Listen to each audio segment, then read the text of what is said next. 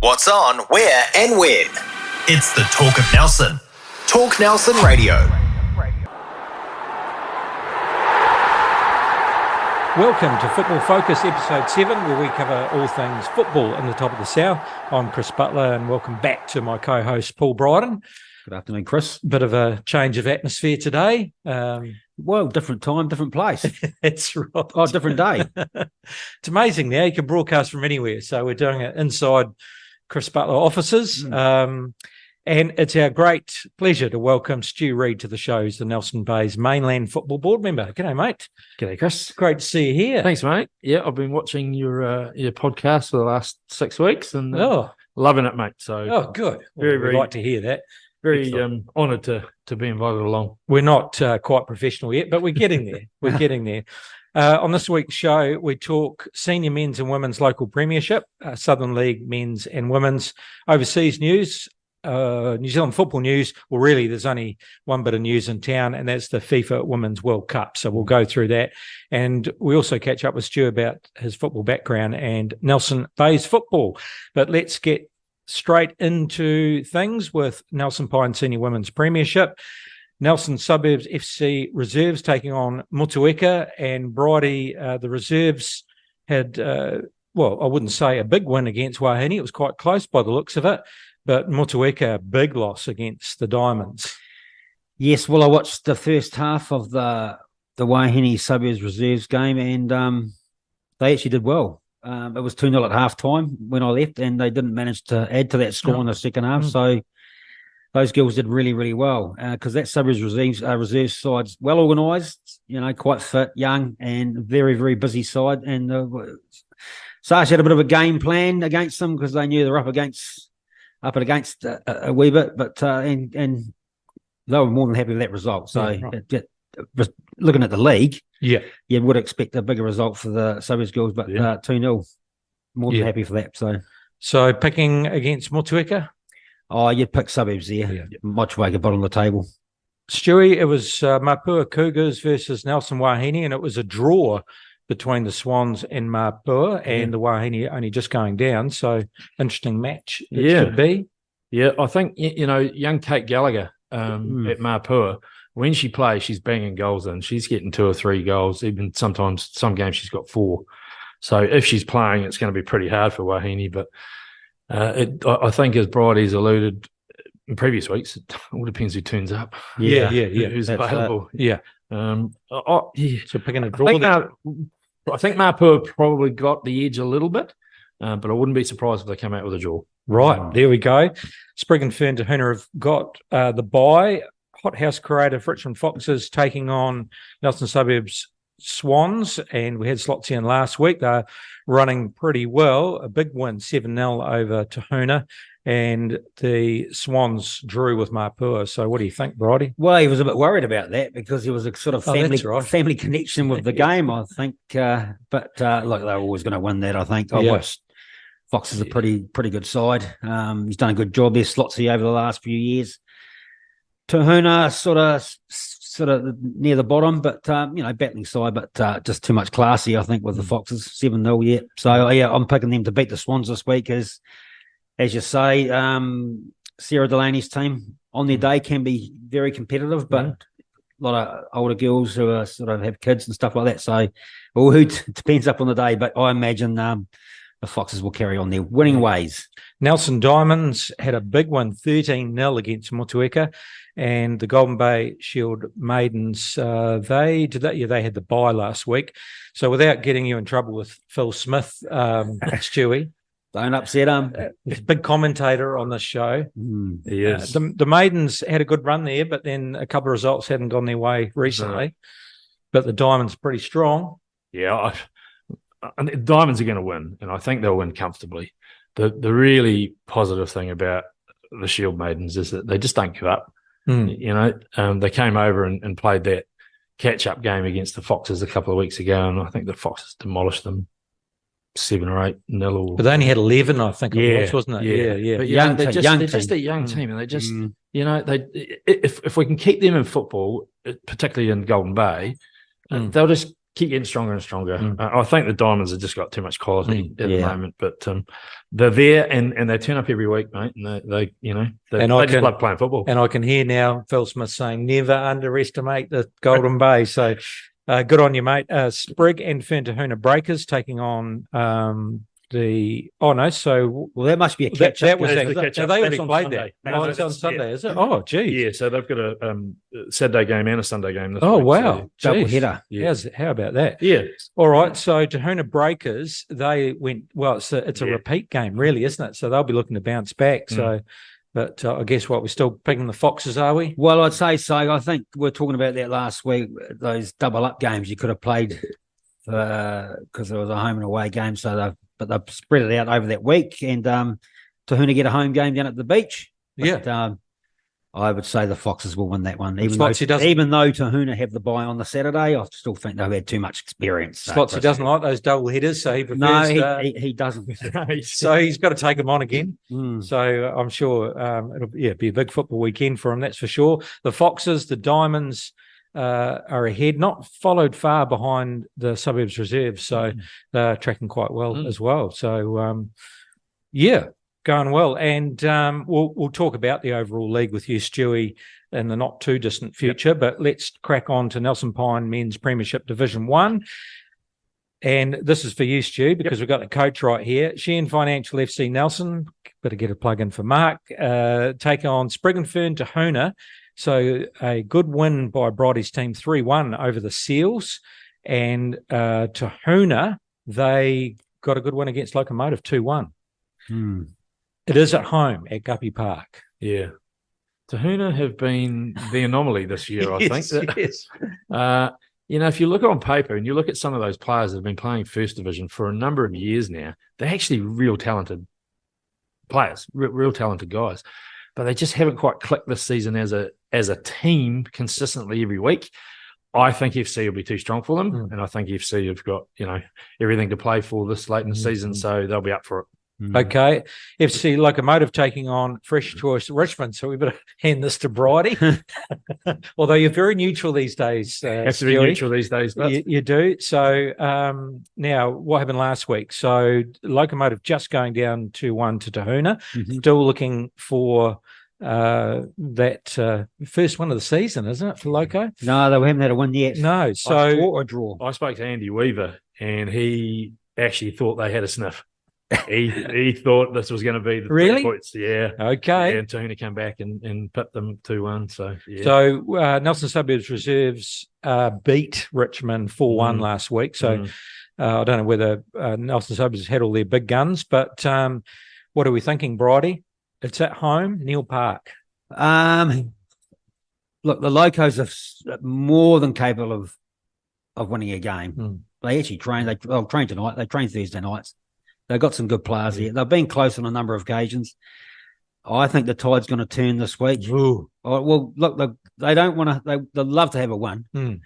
Richmond haven't got a lot to play for. I don't know where they're on the table. Yeah, they're sort of down there as well. Look, I'm going to go Locos this week. Well, there you go. I think Neil Park. It's always windy. It's isolated. It's there's no covering there. And, if Locos can get their top team out, Sean Parks, Weaver and Chandler and these older guys, and Davey and John O'Ball, Nick Roswell, Ben Pitcaffrey, they've got some good players here. Sam Parker, they're more than capable. So, I'll give the Locos a bit of a plug this week. Okay, Stewie, Golden Motel Motueka versus the Seals. And the Seals going down to Bridie's team 3-1, and Motueka went down to Rangers away 3-0. But, that's a tough one too, isn't it? That was unfortunately a default by Motueka over... Oh, was it? Was it? I didn't realise. So I'm kind of thinking this sort of stage of the season, that I think they might be struggling a little bit with just consistency of player availability. I reckon the Seals could have a sniff if like Bridie said about Loco, if they've got their best team. So what happened last week, Bridie? Did Ben play? Or Ben did play. He did. Yeah, and scored again. Yeah, Wesley didn't. He went to Hamner for the weekend. Tom Marsden was away, but they had 13 players. Look, we played it on the number 2 pitch at Saxons.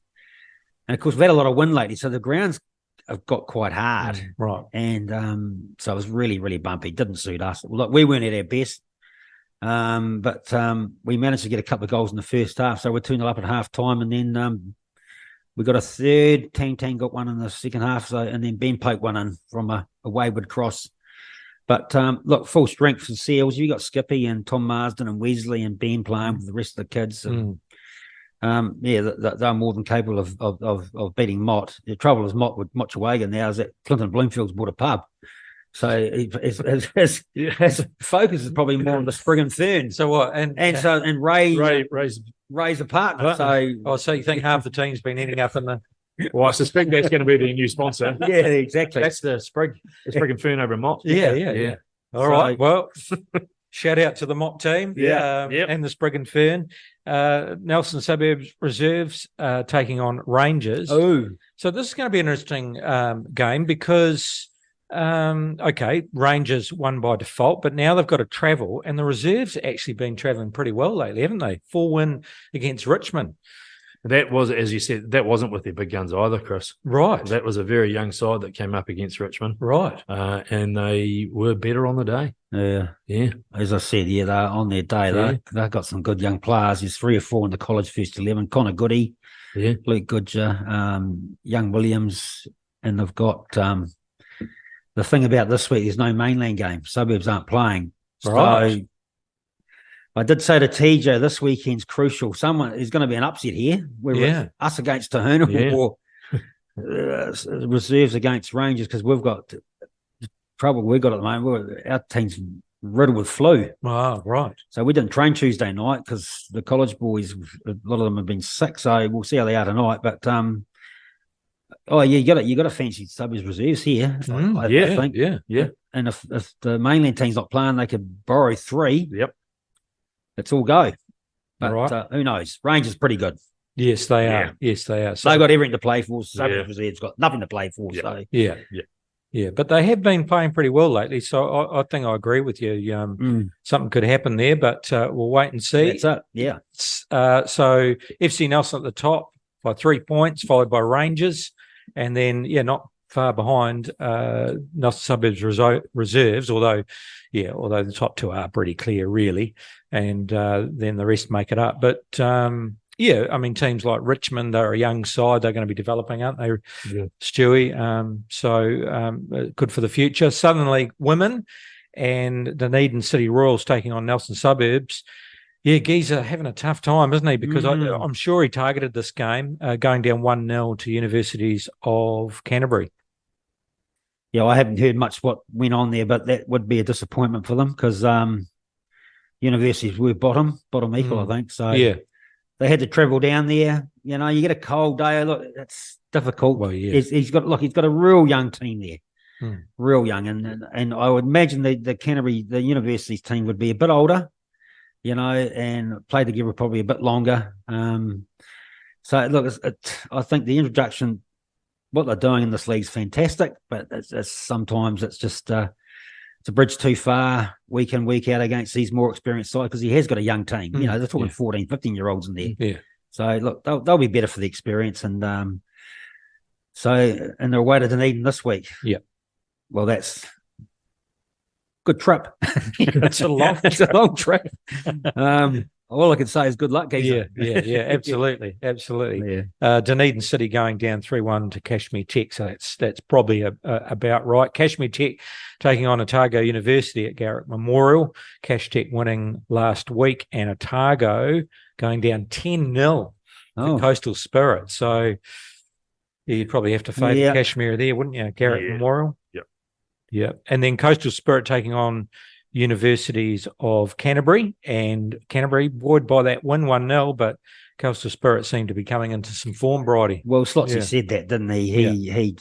It's a 2-team league plus Dunedin, I think, and he knows those Kashmir Tech sides and Coastal Spirits, like the women's sides, have always been organised. They've been pretty competitive for the last number of years. Always go pretty high into the Kate Shepherd Cup. One of them, they always meet each other and they seem to always make the quarters of the semi. So it's always going to be a tough ask to keep them teams out. But look, Dunedin City are second. But, You pick Coastal Spirit to beat University, definitely. Kashmir Tech, Dunedin City Royals, and Coastal Spirit leading the way, and Otago, Canterbury, and Nelson needing some results. Southern League men, Nomads taking on Dunedin City Royals, and the Nomads, they had, well, I didn't get, actually, there's no result there, so not too sure what happened there. And Dunedin City went down to Christchurch United 3-1. So, not a bad match, because Christchurch United very strong. But what are we thinking there? Well, I think that must be a catch-up game, because there's no actual Southern League this week, because it's Chapman Cup quarterfinals, I think. So that must be you're right, because it must be, yes, yeah. So that must be a catch-up game, Nomads against Dunedin City. Yeah. And you'd have to fancy, I'd say Dunedin City there on Tullett Park. That's one of the few grass tracks in Christchurch, which is out near the airport. Big pitch. Dunedin City, I fancy there. So yeah. Yeah, and the rest of the draw, as you say, there's a break because of next week, Cup. So that draw is next week. So Christchurch United leading the way, well ahead really. Kashmir Tech. Well, actually, that's interesting, because Kashmir Tech are in second place, but Coastal Spirit are catching up, aren't they? Yeah, they are, actually. It's tight. Well, they beat Kashmir Tech a couple of weeks ago. So yeah. Obviously the top two go into the National League. So Tech have got a bit of work to do there. Yeah, they do. And they do have a game in hand, but yeah, it's a lot closer than a few weeks ago when we said, well, the top two are well ahead, but Coastal Spirit, and in fact, Ferromed have your results going their way. They're sort of knocking on the door as well. So it's going to be very interesting. Overseas news, and not a lot going on there. It's mainly Women's World Cup, but one bit of goss that came out was Davinson Sanchez, who plays for Tottenham, Tottenham have accepted an offer for him to Spartak in Moscow, but doesn't want to leave. Pretty reluctant to leave. But well, there's a war going on in there. Yeah. So I don't know. Yeah. Well, new coach for Tottenham, isn't there? Our Aussie man. So, he's going to have to start stamping his name on things at the moment. So he's obviously making a few selections. Yeah, there's a lot. It's been a bit quiet, the old transfer mark. I see that Langer might be going to Forest, the boy Langer, Swedish lad from Man United. I got told that this morning. He might be going to Nottingham Forest. So it's, I see the championship starts next week. That's not far away. Yeah, and I think the Premiership's in August, so that's not far away either. Yeah, no, we've got the Summer League at the moment with the games happening in the UK. Fulham beat, was it Bournemouth? Brentford, that's right. 3-2. So I was happy about that. It's amazing because they all look quite fit and fast at that time of the year in hot weather. No, exactly. They don't really get a break, but you can't really read too much into it at the moment, can you? So what's your team, Stu? Yeah. I'm a Liverpool supporter. Right. Of course you are. Yeah, no real reason, just by default, I think. Just came along, and I think when we were young, was that Dad handed a Liverpool shirt over, and that was kind of how you pick your team. Well, was that the days of Keegan and that? Keegan and yeah, probably more Gerrard, probably. Was it? That era. Yeah, that era for me. Yeah. But they went through a bit of not the doldrums. They were always there or thereabouts, but they didn't win much. But you must admit the new coach they got, the old German, I forgot his name now. Klopp. Yeah. He certainly turned them around, didn't he? Massively, yeah. And he's what a manager. Yeah, he looks pretty sort of secure and stable in that role as well. Yeah, exactly. And he's brought players in. He's made them better players. He's made the squad better. He's, sold at the right time, bought him at the right time. I was surprised he got rid of Mane last year. Yeah. That was a shock to me. I did say to someone, you lose Mane, they won't win the league this year. Good call. That's exactly what happened because he was a great player.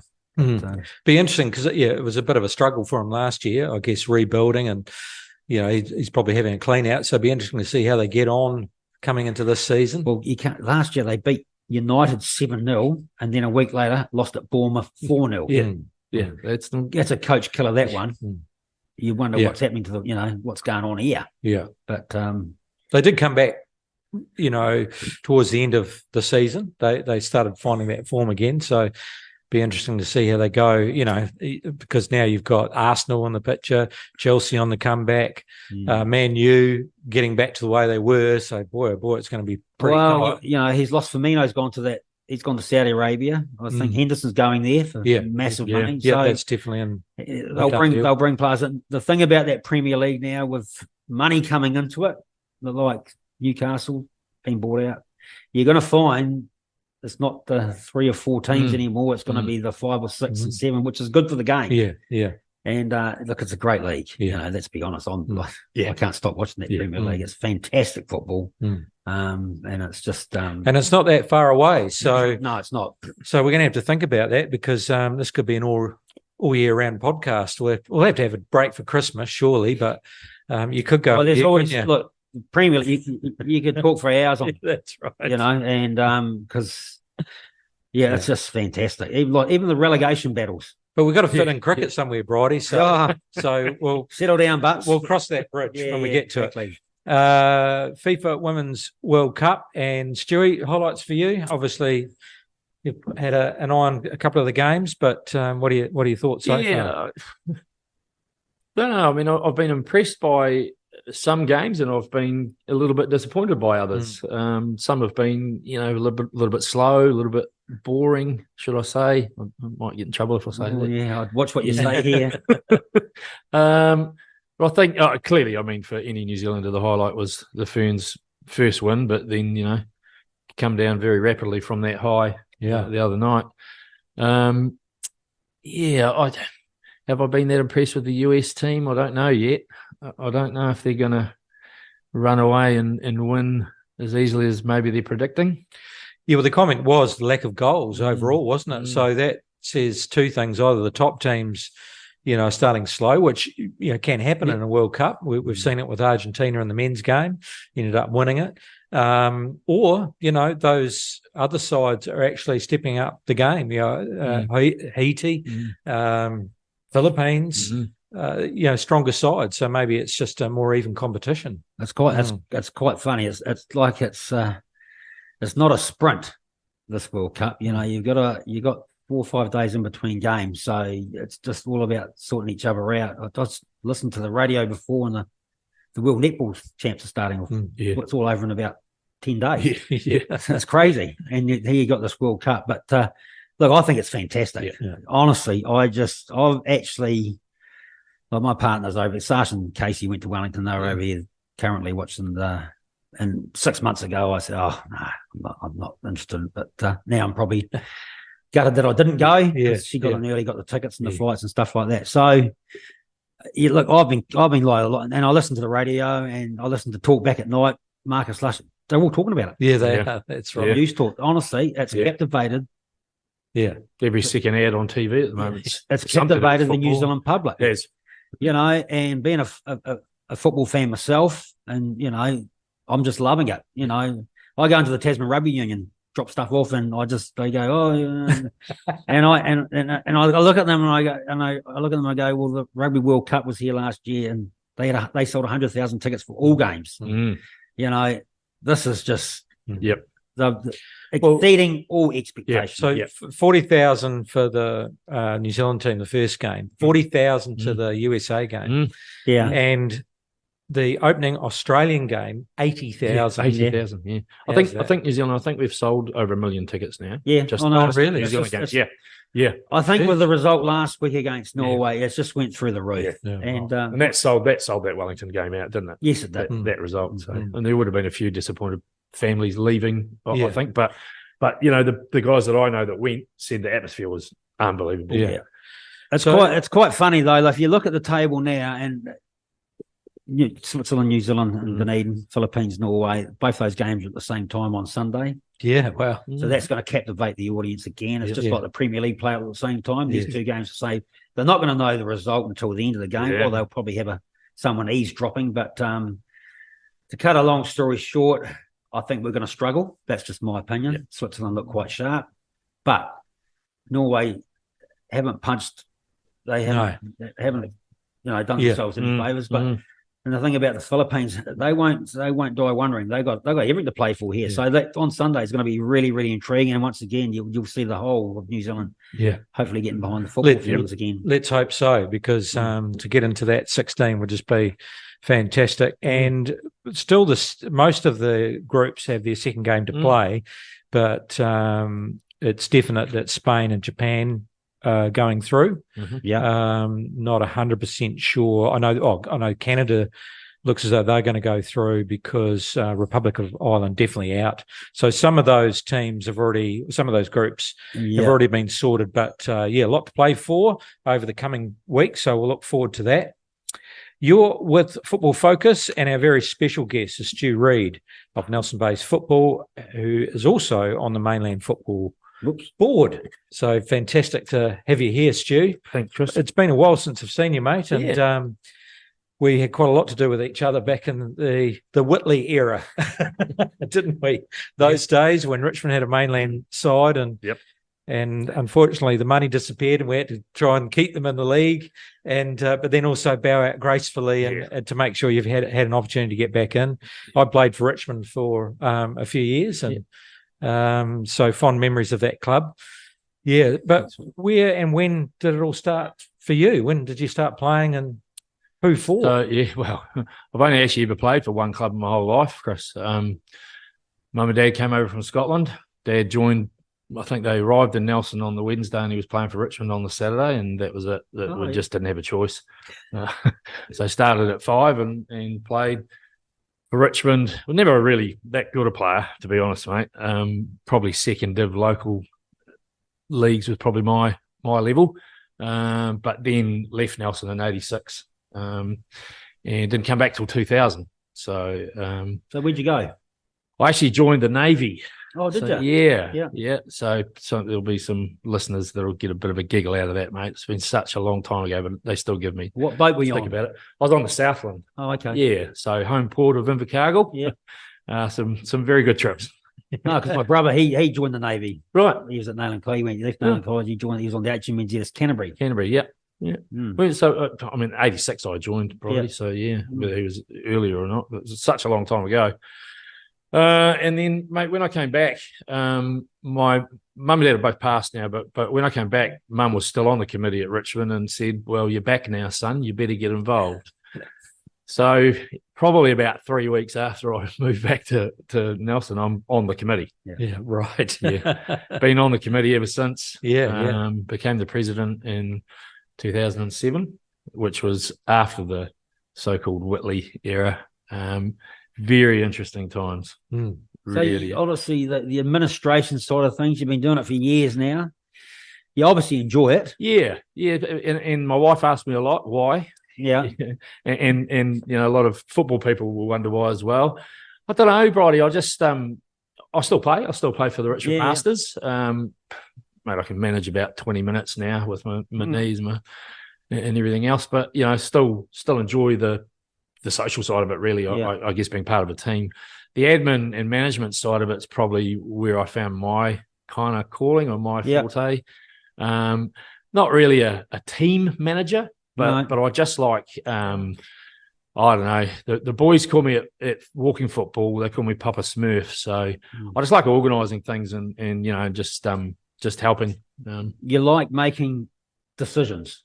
Yeah, sometimes I struggle to make decisions. I like my sort of management style is to try and get everyone else to come to that conclusion and decision as well. But if the hard decisions have to be made, then sure we'll do it. But I just we got involved with TU. That was probably my move from kind of out of the Richmond environment.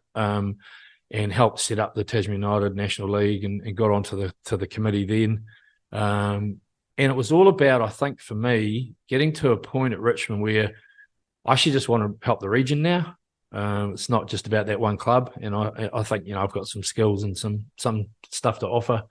And, man, we had some good years with TU as well, It was really good fun. And unfortunately, the whole structure changed. So kind of our future wasn't really set at that point for regional National League team, going to the club-based stuff that they've got now. So it's interesting at that level. I mean, you and I had to do it, at those Richmond days. And the interesting thing about that is, as a committee, you've got to make some decisions, and you've got to kind of set up the vision, not only for the short term. I mean, it changes all the time, but not only for the short term over the coming season, but potentially what may happen down the road. And then you've got to put the jigsaw puzzle together and, allocate coaches and, fields and club rooms and all of those things. So at times, it doesn't work out, but other times that vision all comes to play, doesn't it? And I guess that's the reward, isn't it? Yeah, totally. Yep. I think, maybe some of the bigger centres, Bridie, you'll know more, but for Nelson in particular, I think football's evolved from a management point of view so much over the last probably 10 years. We were all volunteers.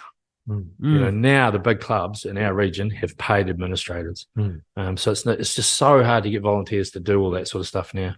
So it's kind of satisfying on one hand that, you don't have to put up with all of that yourself anymore. And on the other hand, it's great that clubs are in a position to be able to find some funds to pay somebody. And most of them aren't full-time roles, but very satisfying when you just see things work. So So well, let's talk about now soon, but before that, leading up to that, and probably mainly with the Richmond days, what are some of the proudest moments for you? Well, I think the proudest moment was both mum and dad were life members.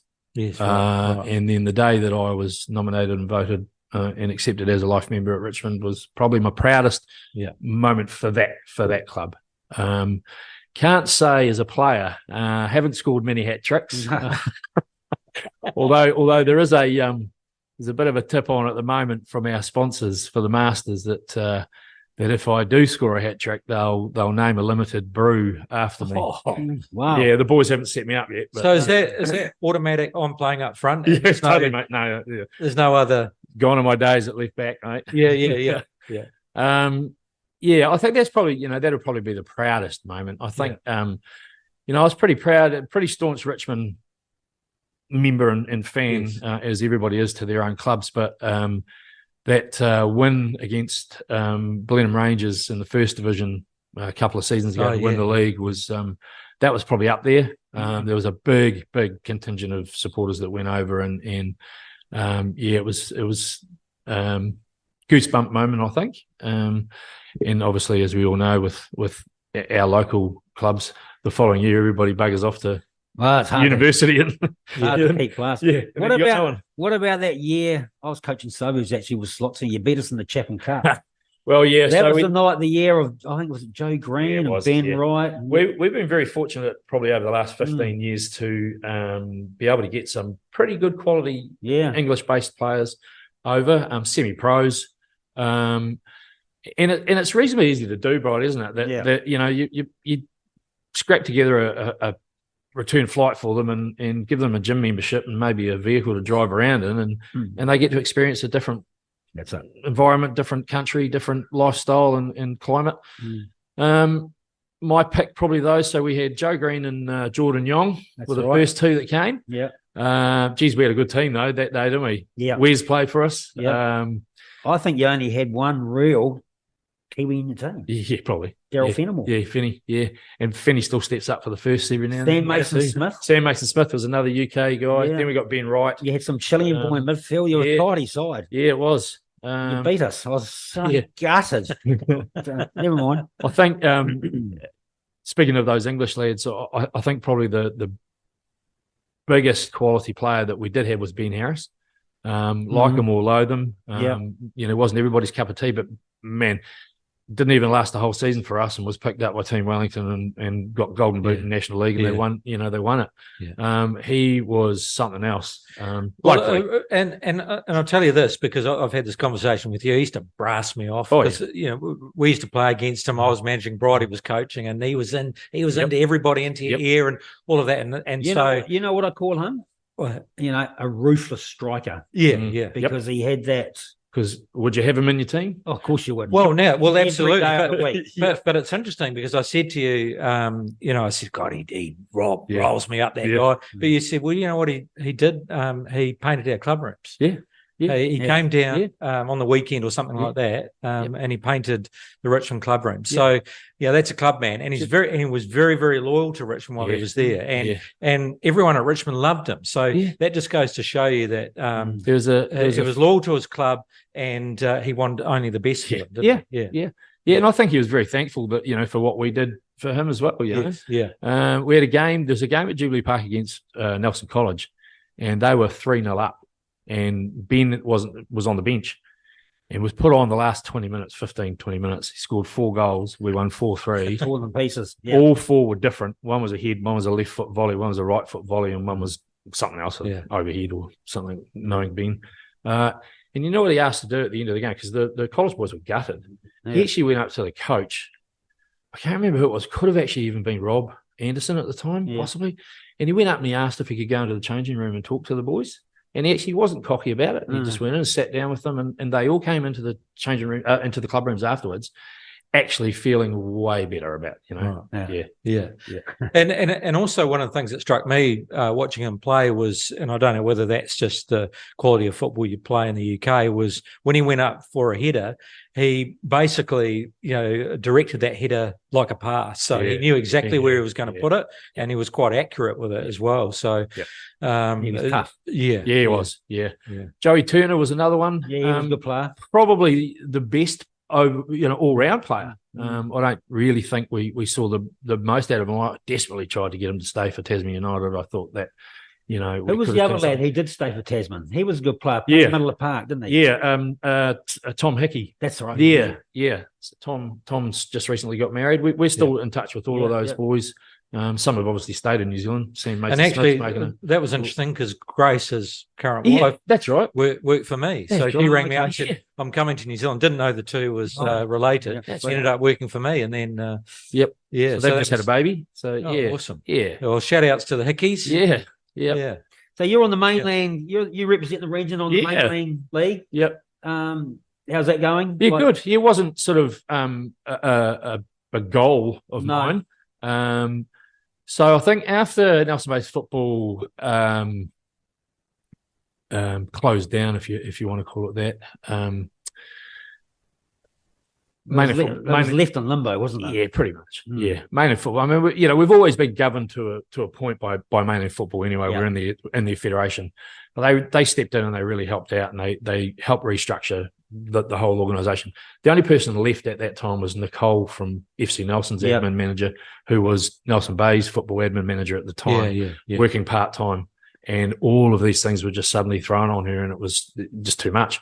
So then part of that process was that they then said, you are entitled to a person, a voice, and a body on the mainland board.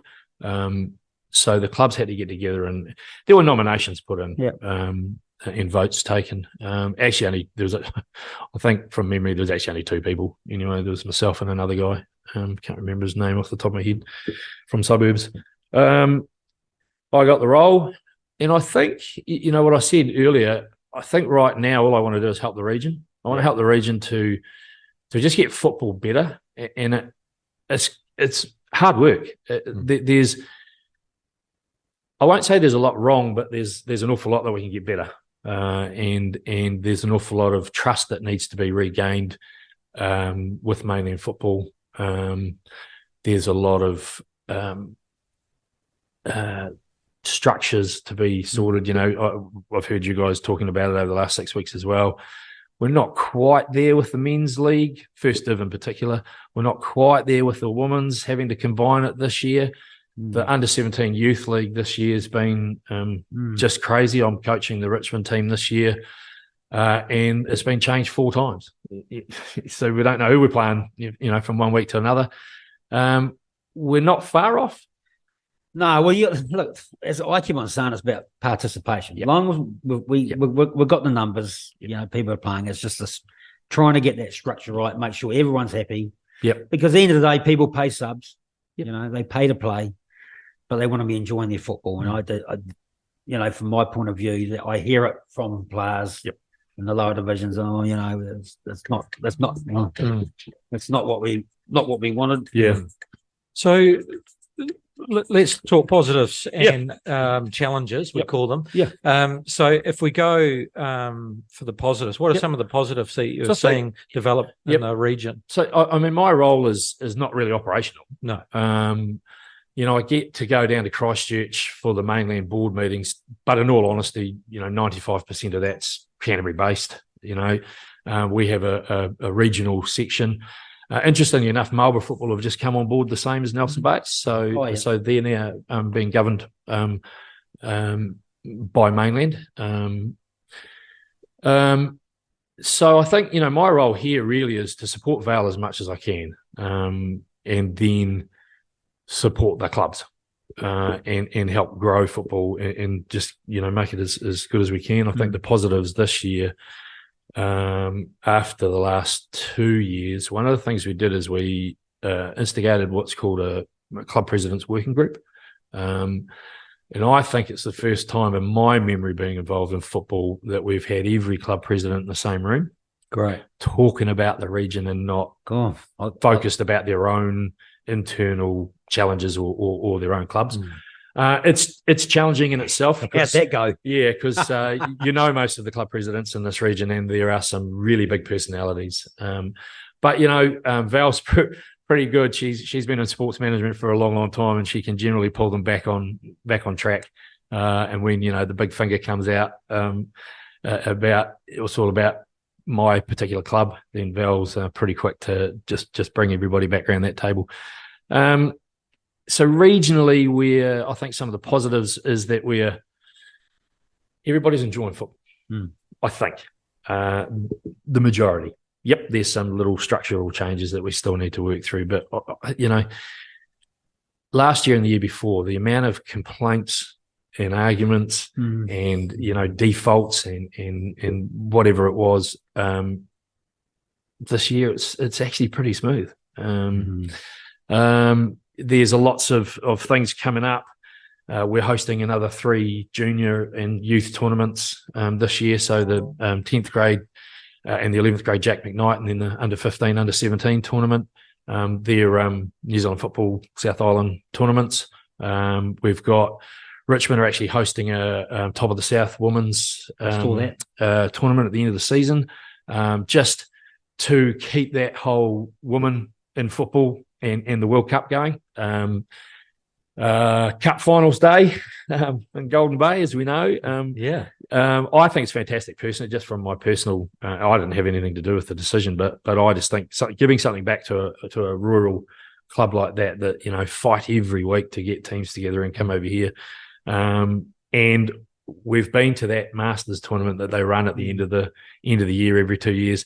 It'll be organised pretty well. Phil Smith he'll have a handle on it. It'll be a good day. There's the Memorial Masters tournament, the FC run for Wayne Morton, I think, and Andy Scott, Victory Square. So that's coming up as well. So it's going to be actually a really nice finish to the season.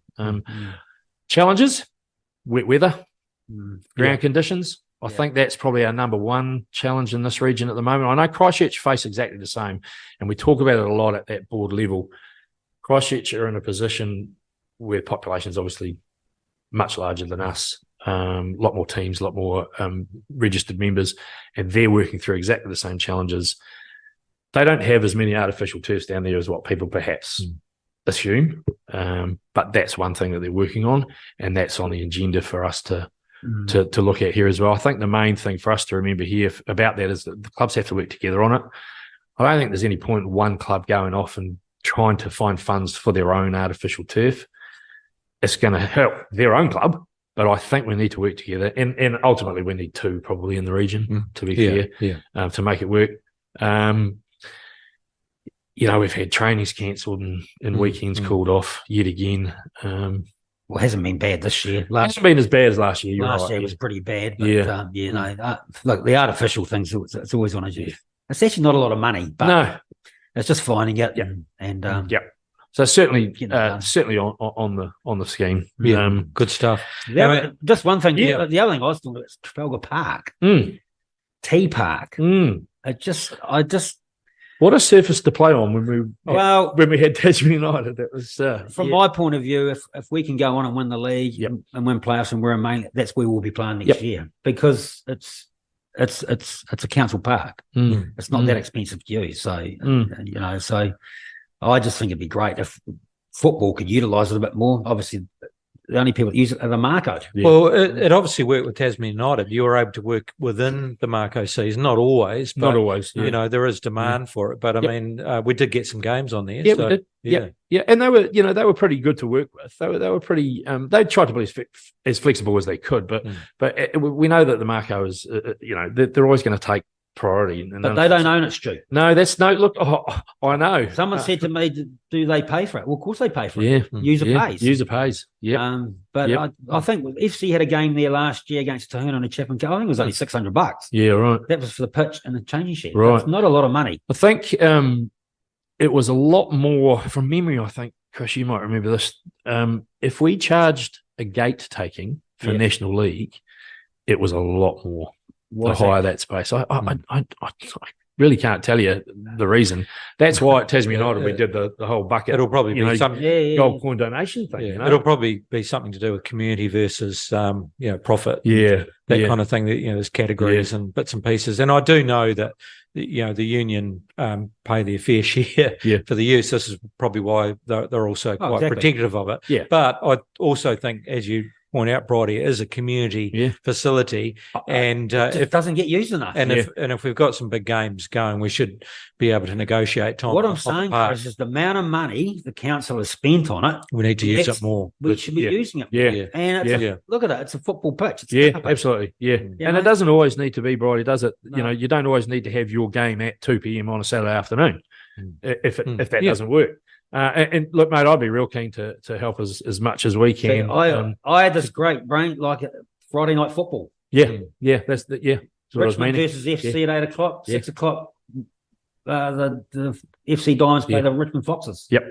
Yep. Before that, kids from 3 o'clock. Just you pay that money, let's utilise it. It doesn't cut up. It's just that much. It's such a good nick. It's well prepared. I think that'd be a really good subject for the presidents to sit around a table and take on, as a collective group, not just from an FC Nelson point of view. No, because everyone will get the benefit out of it. Oh, exactly. That's what it's here. For. Yep. Good stuff. All right. Well, look, I really appreciate you coming in, Stu. It's great to see you again, mate. And look, I've worked with you in the past plenty of times. You're a fantastic man to work with. And the thing is, you've always got a positive attitude and you like to get things done. And I just think having you on that board is certainly the right man for the job. And I know where your heart is and I know what you want to achieve. So I just think it's fantastic and great to see you there, mate. Thanks, mate. You honestly admire you for all the work you've done, mate. I think we can do more. Yep. Yeah, I really do. And I mean, it's a 3-year term, so I've got one more year left. Can be revoted back on, but we'll see what happens. We'll see who wants to put up their hand. Yeah. Just before we sign off, I've just actually Stu sent it through to TJ. I've got this is the First Division Women's and First Division Men's goal scorers. Yeah, Golden Boot. Golden Boot running this year. Yeah. Oh, cool. Just in the woman, Claire Loper, Suburb Swans 18, Zoe King, FC Diamonds 18, India Carpenter, Suburbs Reserves 13, Kate Gallagher, Marpur 12, and Watty Nichols, FC Diamonds 11. So Diamonds got a couple of players there. Yeah. And men, Ben Wright, Suburbs Seals. Just keeps popping up every time we play. 12 goals. Jimmy Latimer, Mochiwaku 11, TJ Hansen, FC 11. Oh. Seb Heckman, Suburbs 11, and Jake Page from Tahuna 9. So there, just some information. So with a few rounds left, I think. 3 more rounds, I think. Yeah, 3 I think. Yeah. We've got those 2 catch-up games that were rained off. Yep. We've been able to have the end of the season. We started a little bit earlier this year, so it's enabled us for that weather contingency just to have a couple of weeks up our sleeve. Some clubs have obviously already played some of the catch-up games, but those that haven't will just get rostered in, and then maybe a week, maybe not, in between that Cup Finals day. So it'll go right through to the 2nd of September, I think. Yeah, right. Good stuff. All right, mate. Thanks, mate. Great to have you in. Thank you Awesome. once again, Bridie. No So worries. big game this weekend. Sorry about my phone. It was Tang trying to ring me about 3 times. You got to get the team organised. That's right. Yeah. Good luck with this weekend. Yeah.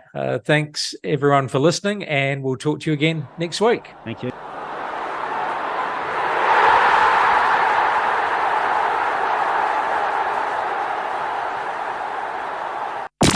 Talk Nelson Radio.